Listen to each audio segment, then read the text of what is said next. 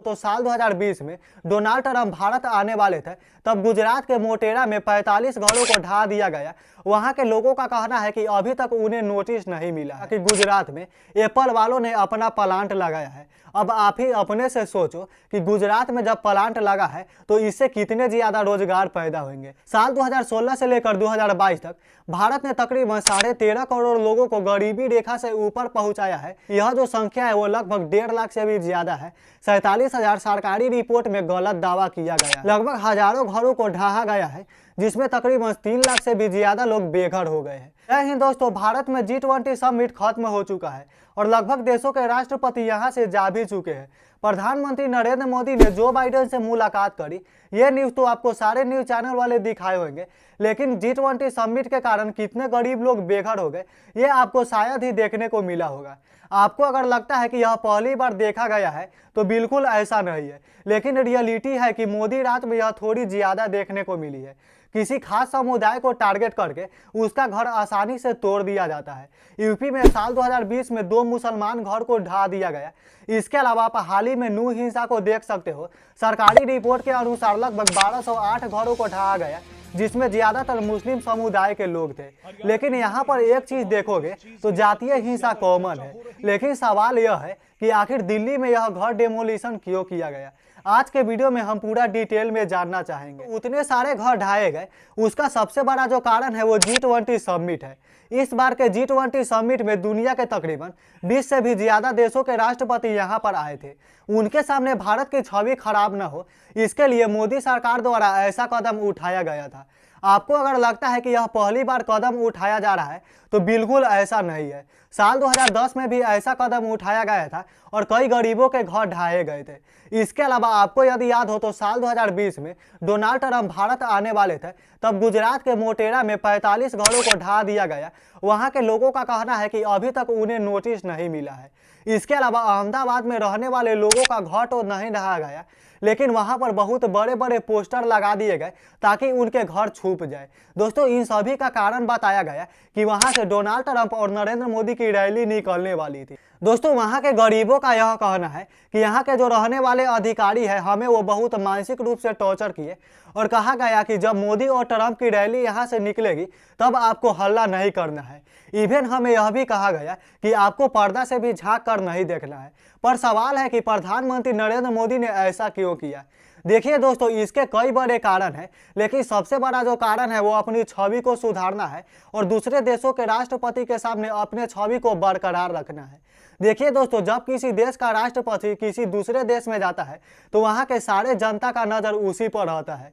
इसके अलावा बड़े बड़े देश के जो राष्ट्रपति वो भारत में आते हैं तो वहाँ के जितने भी फॉरेन इन्वेस्टर है या फिर बड़े बड़े कंपनी है उनका भी नज़र भारत पर रहता है।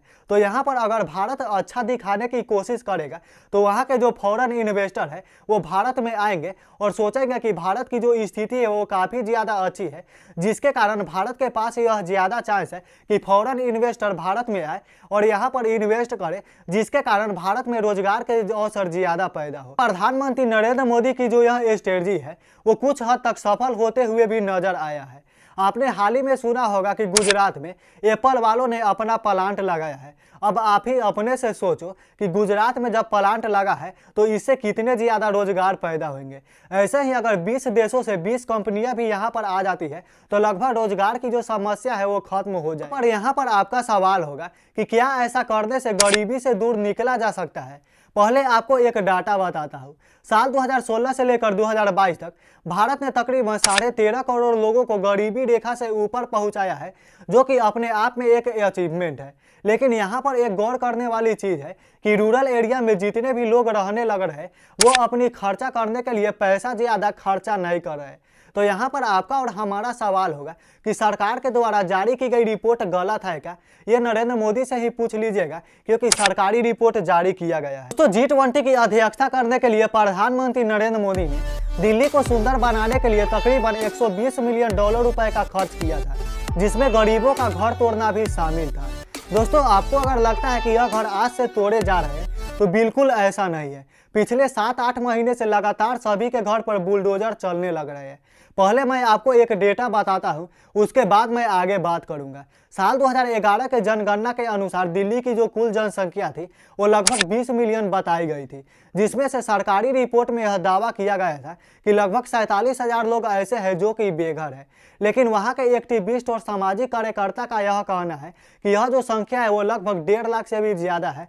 47,000 सरकारी रिपोर्ट में गलत दावा किया गया है। जनवरी 2023 से लेकर अप्रैल 2023 तक लगभग हजारों घरों को ढहा गया है, जिसमें तकरीबन 3 लाख से भी ज्यादा लोग बेघर हो गए हैं। वहां के अधिकारियों का यह कहना है कि चूंकि इनका जो घर है वो अवैध तरीके से बनाया गया है, जिसके कारण सरकारी नोटिस दिया गया था, फिर भी ये घर नहीं हटा है, जिसके कारण हमें ऐसा कदम उठाना पड़ रहा है। लेकिन वहां के बहुत सारे एक्टिविस्ट का यह कहना है कि G20 समिट के कारण हमारा घर तोड़ा जा रहा है और सरकार के द्वारा यह रची गई साजिश है। वहां के रहने वाले बहुत सारे लोगों का यह क्लेम करना है कि हम कोई 10 या 20 साल से यहाँ पर नहीं रहने लग रहे हैं। बहुत सारे लोगों का यह क्लेम करना है कि लगभग 40 साल से रह रहे हैं, तो बहुत सारे लोग कहते हैं कि 70 साल से लग रहे हैं।